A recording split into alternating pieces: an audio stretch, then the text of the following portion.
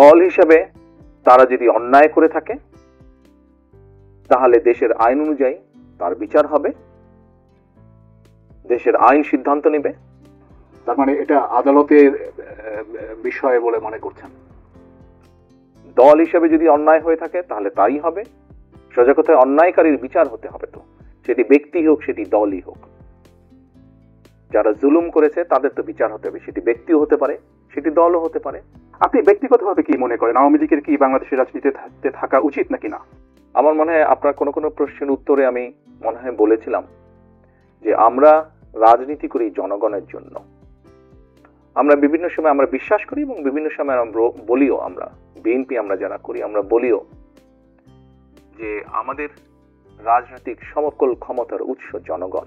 আমি দৃঢ়ভাবে বিশ্বাস করি এবং বিশ্বাস করতে চাই যে দলের ব্যক্তিরা বা যে দল মানুষ হত্যা করে,